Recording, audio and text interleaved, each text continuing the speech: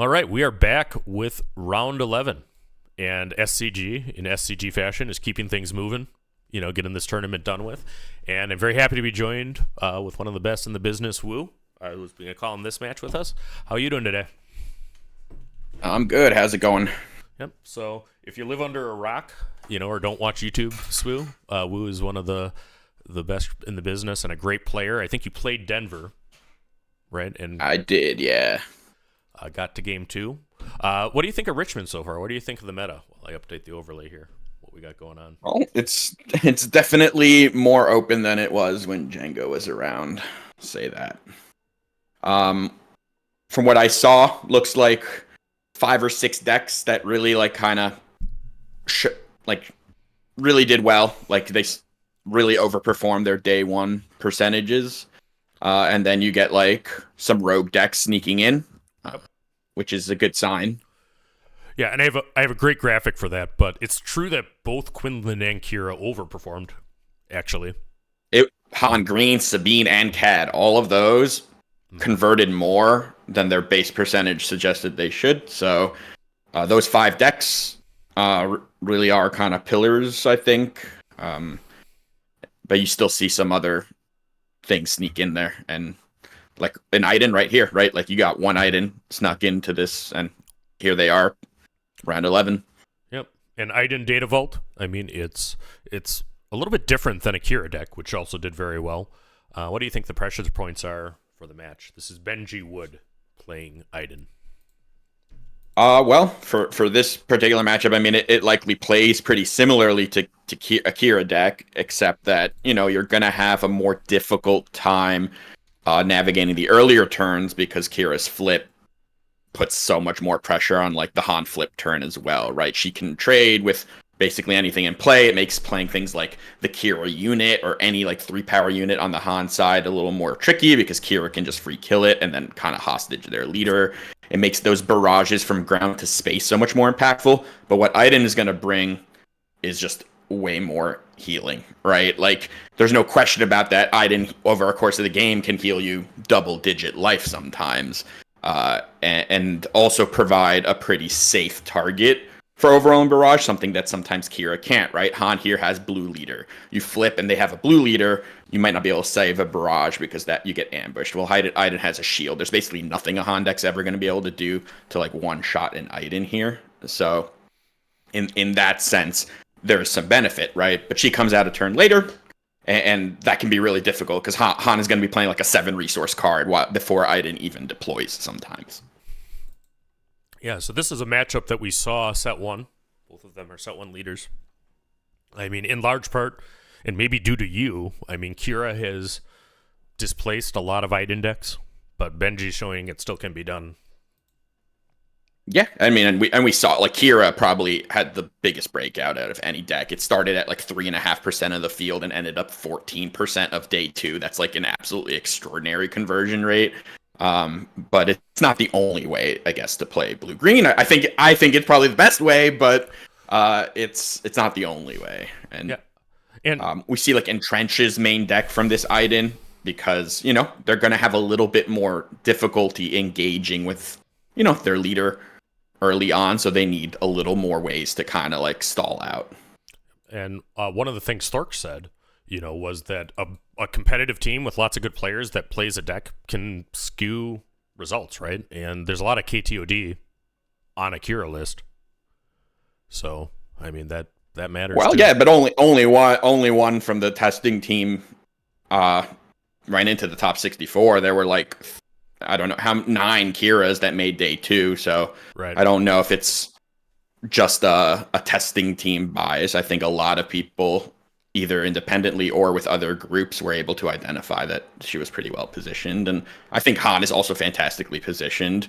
And we're seeing in this game, right, what's going on right now, and a little bit of the difficulty that Iden might have, right? Because now look at how many now Han's kind of uncontested. And Iden hasn't even come out yet. There's going to be probably potentially a Ewing coming down, or a Blaster. Right. But Okay, the Hans players. But Iden's definitely not out of this. They've been able to, like, usually take down, no glory. You're just and an entrench, right? Just basically 1-for-1ing. And Han hasn't been able to go super wide yet. Right. Yeah, Han typically runs some U-wing reinforcement. I think the pilots are important. That's actually the Set 4 Falcon, I believe, the OP variant that's played into the space arena right now. That's been entrenched. I think I got the overday updated now. This is the game 1 of round 11. And these players, I think this is an elimination match, which is what we show here. I mean, the last couple of rounds of Swiss at the very top tables, are both quite likely to ID, to intentionally draw. And if both are in anyway, I mean, you might not have a match, but this is table 8, and the last Iden standing is fighting for their life against Han Green, which is it was the only Iden standing, right? Yeah. I don't think it's the only one that made day 2, unless I'm mistaken. Nope, you're right. You got tech out now, so Iden's going up to 7 here, I think. All right. Rivals Fall for the Han. Now, Iden hasn't deployed yet. And Rivals Fall is pretty much your favorite card, right? I actually do play one in the 33 Data Vault, Kira. My long standing dislike of that card was mostly because I thought it was way overplayed, not that it should never be played. Yeah.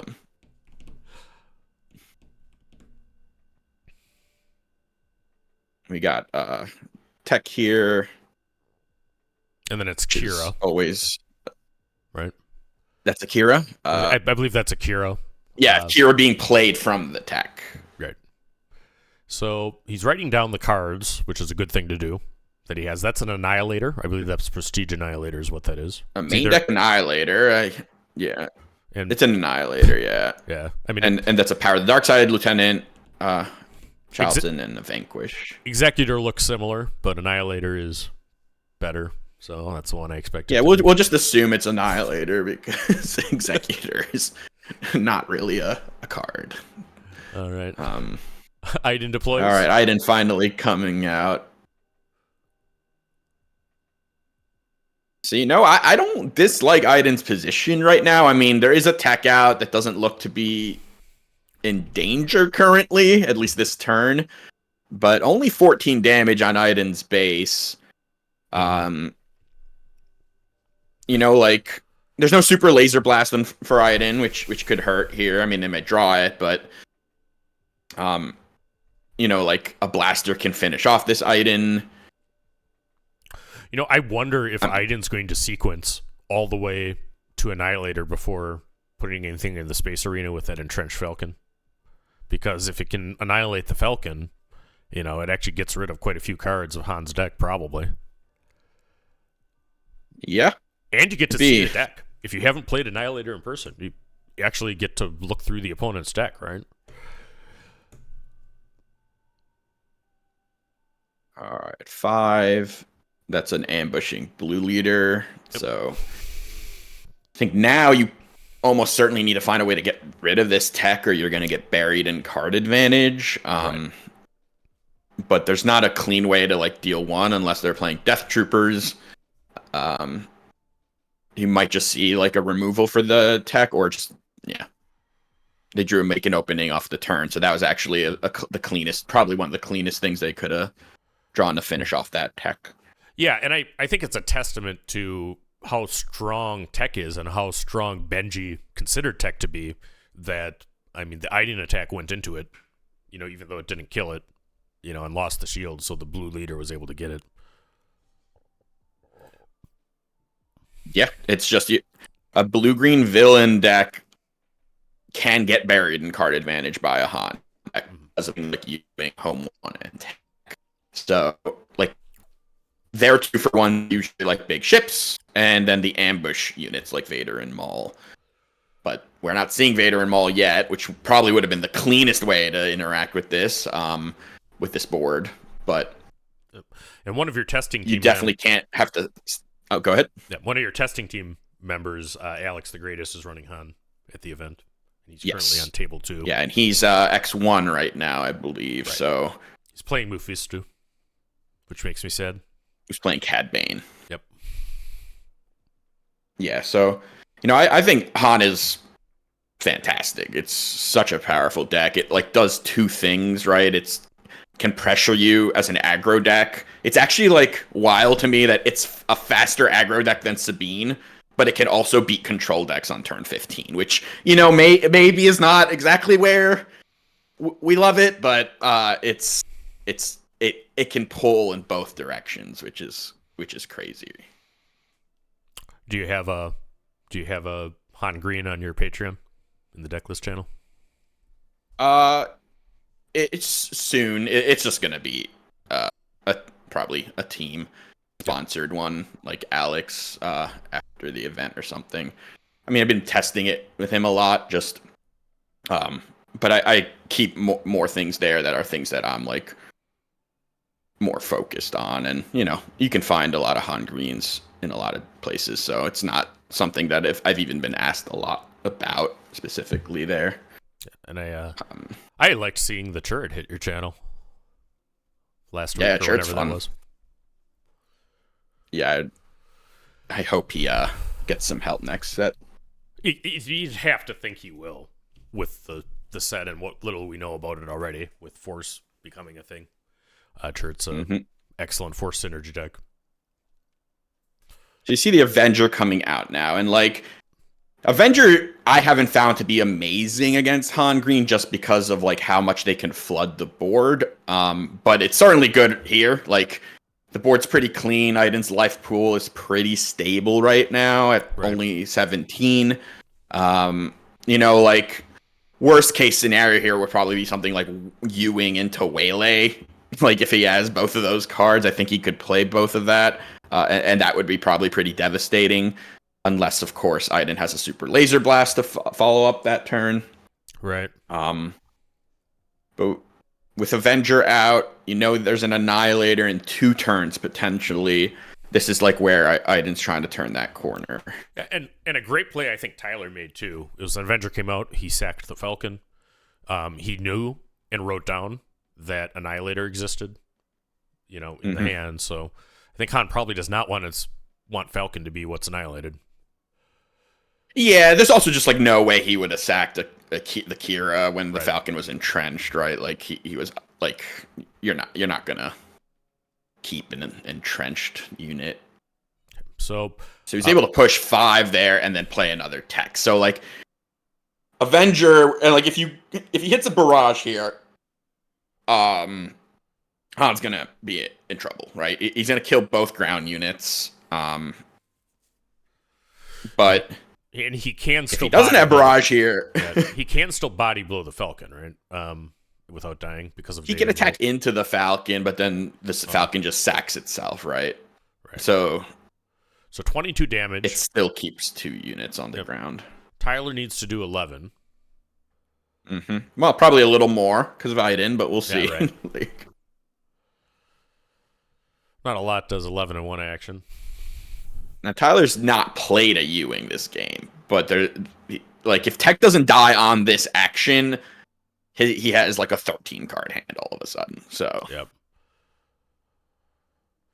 We appreciate Tyler, putting the resources how he is. A Devastator. Devastator's pretty good. Takes care of Tech over. So Tech dies here. Yeah, that's huge. Kira unit exceptionally strong, but not for attacking bases. Does 3. What is Kira naming? Because there's good question. The players are going fast. Right? I don't recall if there was a gesture, made. I do appreciate how both players are keeping their resources down. So if you're on a feature table here, I mean, if they're stacked directly on top of each other, I mean, it can be difficult for people watching along. And let's actually check that count right now. Currently have 708 people watching live. So, people want to see the tournament. It's the largest one to date. And we like making good coverage if we can. Here comes that first Ewing's from the. But you got Annihilator, Devastator in space right here. you kind of have to go onto the ground Yeah. at this point. I saw a Han unit. I think I saw Jam Communications, maybe. I saw a Change of Heart. Change of Heart is good next round. And you don't I saw like a Luke. Yeah, it might be like Luke Han onto the ground. Yeah, is that what that is? I can't. Yeah, it looks like Luke pilot, Han pilot onto the ground. That works, right? 5 and 2. Yeah, just going wide on the ground, and like needs to do 8. 1 barrage game's probably a wrap, but we have not seen a barrage yet.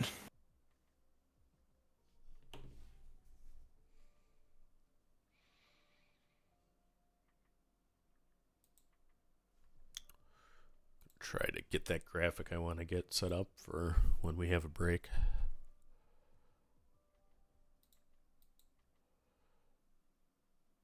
Oh, this is Tyler is McClunky. That's DarK Tyler, I think. Very good player. So yeah, people DMing me. I appreciate keep the info flowing. I might not be able to look at it right away. I'm kind of spinning a bunch of plates is how this works. But we'll add the McClunky logo because I told Tim and Claire I would absolutely do that. And it's nice seeing McClunky at the top tables. Certainly a great team. Mm-hmm. All right. So plays the make an opening to just get rid of the Luke. Am I remembering correctly that McClunky was the one team that got you guys before you won the Seattle? No. You're remembering incorrectly. Secret beat us, and then we beat them back. Right. All right, a blaster, 5 more coming in. 28. Let's go. It's a surprise strike away right now. Iden living just barely, has not seen a barrage this game, which has been a pretty big deal. And that's the date of all. Is that a repair? Right? That's a repair. Just heal 3. All right. It's the anti-surprise strike. Another 6. Yeah. 31. Are we going to see an off-aspect daring raid? You could. Avenger gets in the 9. He's going to sacrifice the Kira. Hey. Yep. So we just had somebody stumble across the stream. What game is this? This is Star Wars Unlimited. And that's exactly what we need, people. Smash like, subscribe, do this. The algorithm is our overlord, but, if we do well enough, we start popping into other games' stream. And how cool would that be? So... Leet is actually like one of the scariest cards here because a barrage can't clear that. Yep. So absolutely. And that 2 damage would be enough to kill Iden. So Iden might just have to claim here. It might be checked from Leet. L3. It's checked from Leet because there's 2 units, right? So Vigilance would kill heal. I think the players are picking up their cards. I think Benji might have scooped. Leet was checkmate, and Leet is. I found in testing on I wasn't playing with Iden, but a lot with Kira, that Leet was actually basically the most annoying card from the Han deck, especially later. To the point where I was considering just putting perilous positions in the sideboard, not even for stopping the Han flip turn, just having a way to kill that thing. The Iden's playing making openings though. We saw that. It's just one too many Leets showed up. Yeah. Okay. But I do want to talk a little bit about the Han green here, right? Because this is the point, right? Han is an aggro deck, right? It can race Sabine. It will race Sabine. It is faster than Sabine. At the same time, it just won a game through an Avenger and a Devastator by a villain blue-green deck with 33 life and a leader that healed 10 damage. Yeah. So it is doing 2 things very well, right? It can grind so well and also kill you on turn 4. Right. No, absolutely. And I think Han Green has been good for a long time. And I mean, it had to be on the cusp of action by FFG, because we've definitely seen some suspensions here which have really opened up the meta. They eventually just hit DJ.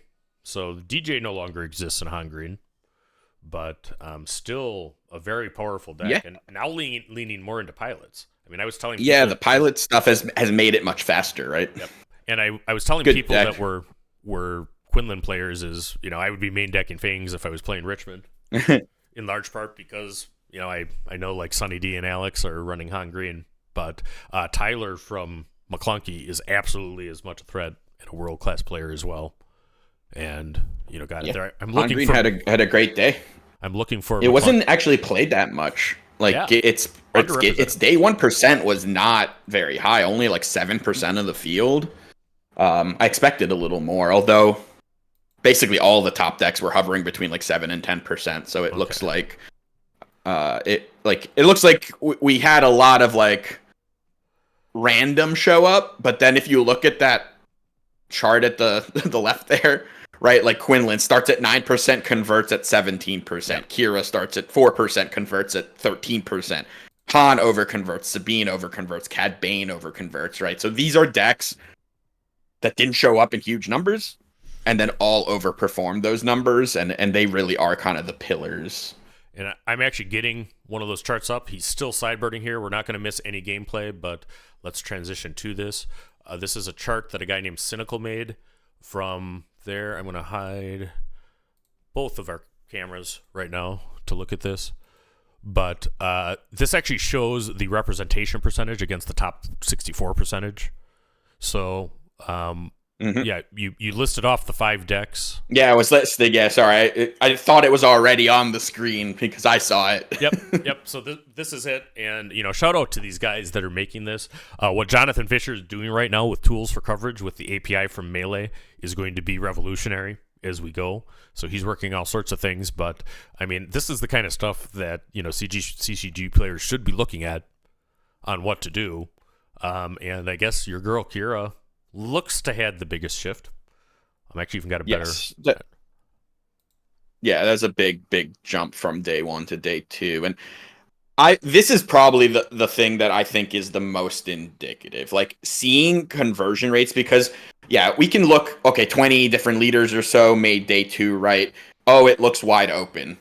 I'm not sure that tells the story as clearly as something like, okay, these are the decks we thought were good, but only like 7 to 10% of people were playing them, and then they all skyrocketed into day 2 percentages, which means that they were basically beating all the random stuff, right? That's kind of how you have to look at that. And then because so much of the field was, for lack of better words, random stuff, some of it definitely snuck in, right? Because only like 40% of the field was playing like pillar decks, so it wasn't like other things were going to get in. And I think that's important too, right? Like, it's not so busted right now that a rogue deck can't get into a day 2, right? Yeah, you can pilot it well.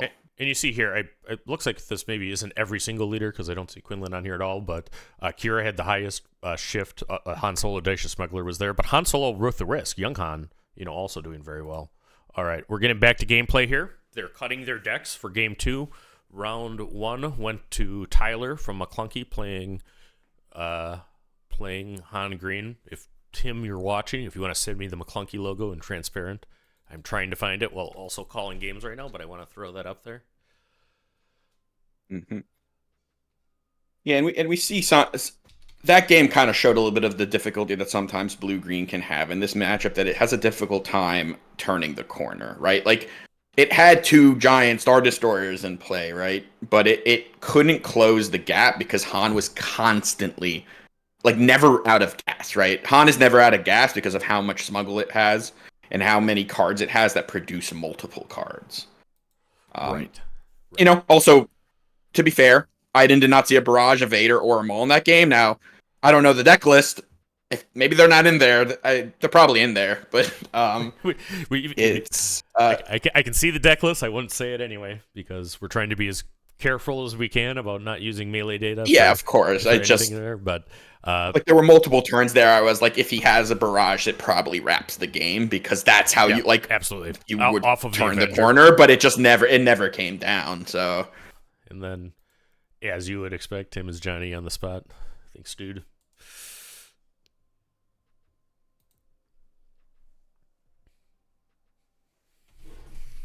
All right, Leet and a claim from Iden, which, you know, it's not unreasonable for a deck like this to not play a unit on turn 1, especially if it's not like Dr. Pershing. Merciless Contest, just can't get that droid out of here. So, what I will say that you asked a little bit about the differences between like the Iden and Akira, and at least the way Benji has built this Iden, it is much more 1-for-1 removal than most Kira. Like most Kira decks, do not play Merciless Contest, do not play Make an Opening. Like there is much more of that like 1-for-1 trading to capitalize on the fact that you are trying to just prolong for Iden as opposed to like stabilize through your leader. Now that is not a hand that Iden wants right now, I think. No, I don't. What's the bottom card? That's the I'm not. Is that a positive. Repair? It might be Salvage. I think that's I thought it was Repair. Yeah, it's under smoke, so we can't see it right now. You know, it's not that is camera thing. There's a chance that Iden doesn't even play a card next turn. And if I'm Tyler, I'm not naming one of these. I'm probably just naming a ramp or something. Or Vader. Maybe you name Barrage, but like there's a I think naming ramp potentially could really hurt. Yeah, if anybody in Richmond knows the Kira name for sure, it is Repair, we're being told. So that could be played. You know, there's no damage on base right now, but at least it would take the 3 off from Kira. Repair is 3 for 1, right? I think. Yeah. So it is, yeah. So he passed, let Kira hit him, and then healed 3. And that might be his whole turn, which is not what you want to have happen. Not ideal. Right. And a tech just comes out and a claim. Ooh. That's tech is hard there. Because now he's got to now deal tech with is that. tech is not what it like. This is where you insta lose when DJ is around, but like tech is actually not that scary right now. There's like not like what are you expecting? Yeah, and like even Benji realizes that the Kira is probably the bigger threat than the tech right now because there's nothing like what are you gonna play like a Luke Skywalker unit like for 4? Like there's not much you want to do with tech right here. We could very well see a Han just come out into a Ewing here and just flood the board, and you've got like 3 turns before Super Laser Blast is online. So right. Yeah, we're getting a 7 of some variety coming in here, or maybe he'll play like a 5 drop off of the tech, but like a blue leader or something, or Akira again. Nah, he just played a Falcon. Regular smuggle without the tech. Has resource open. I don't think a way to use it likely. So we're going to the next round. And with 6 resources, I don't know what Iden like. This is a very painful position to be in because you can like flip Barrage, but that doesn't even do that much. Like you can kill both ground units with that, right? You can flip. Han gets an action. You can Barrage, kill a unit, then Iden can kill the other. But like, you're still taking lots and lots of damage and then falling very far behind. All right. A 5/5 Child's in. So see if there's like a blaster for Han to clear through this, or maybe even a waylay. But we see a power, no glory, and super laser blast, so it's just removal pile. No Glory is an interesting card from set 4. You know, it's changed some things. It's one of the few answers to Chewie. Mm-hmm. I hate people taking my Ruthless with it. Yeah, like, No Glory is just a big upgrade to Vanquish. Yep. Which Iden is also playing, by the way. We saw a Vanquish in the Iden deck, so they just have a lot more of these pieces. Right. I think Iden chose not to flip here. Yeah. Yep. So and the Waylay comes down. Hits Chili. That hurts. So now it's going to be 4 damage from Han Solo to 14. Probably 2 damage from tech. Yep. He's got a turn before the super laser blast, right? Right. So he's going to spend next turn pushing as much damage as he can. Then the blast is probably going to come down, and then he's going to be able to rebuild into an empty board potentially. So right. Or that's like where something like Falcon is scary, like just hasted damage. Yep. Anything that comes in ready. In yellow green, it's Falcon. I mean, he doesn't have Cassian as well, like a Quinlan would, but yeah. That's another elite. L3. L3. Great card.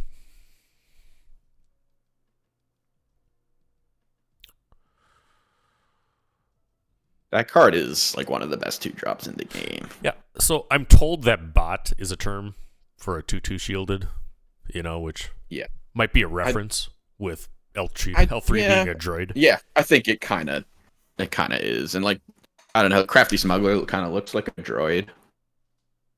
I know he's not a droid. All right. So Han is at 7. Tyler doing a great job of showing us where he's at. So I think we're just getting removal here. Just Benji's looking to survive. Needs to get this game to stay alive. The Charlton comes back. If there's a bounce, I think we're not looking too great. He probably just hits with the Falcon here.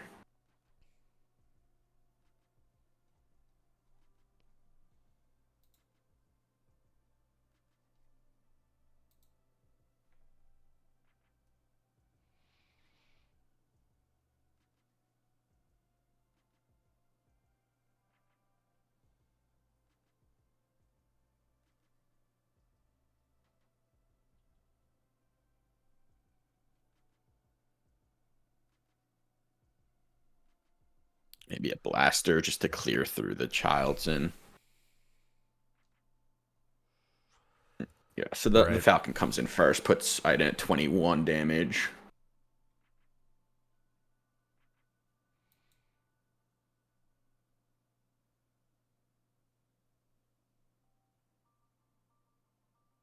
Power the dark side. He just, he defeats the unit that has already attacked.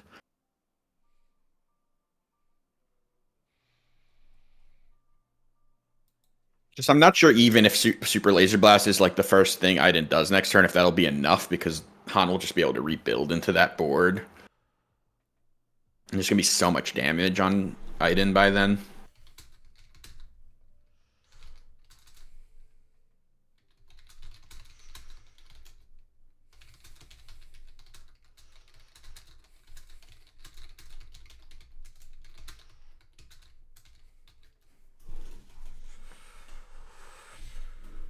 Yeah, like with tech out and a billion resources, you have to wonder, like, he's got so many options. Very difficult to even predict because of how much he has access to. Oh, so he just confiscates an experience. Yep. So now it looks like Han can just clear it, right? Yeah. Yep. Cool play.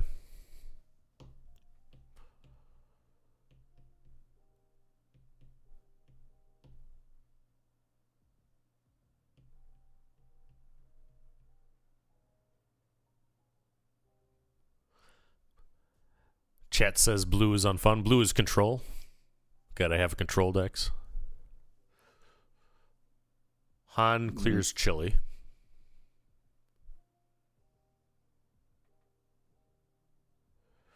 Yeah, for the chat, experience can be confiscated. Shields can be confiscated. Sometimes those are hugely impactful plays, like right here.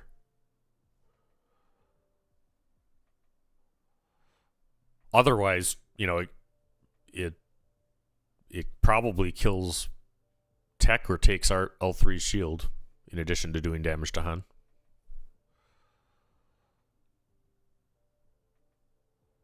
All right, Iden will kill Han Solo, Audacious Smuggler. No longer has a shield. I'm sure they'll remove that.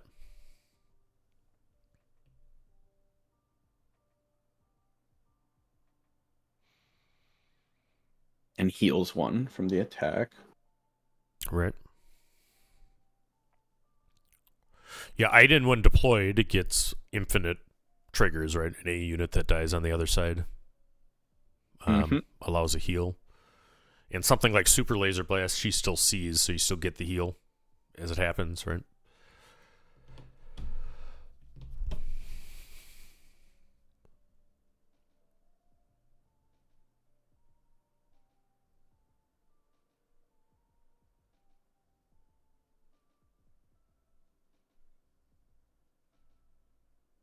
All right.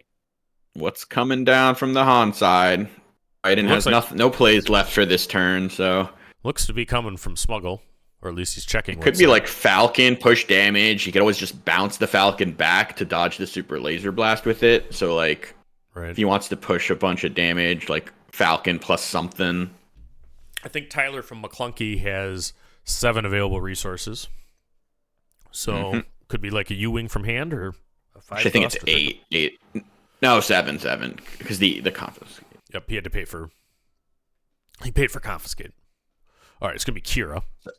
To name Super Laser Blast, probably. I bet you're exactly right, and he does have it. That is Avenger, Super Laser Blast, No Glory, and Relentless, maybe? Maybe Hypercoil, yeah, it looks like Relentless. So, yeah, so name Super Laser Blast, and all of a sudden that turn is pretty clunky.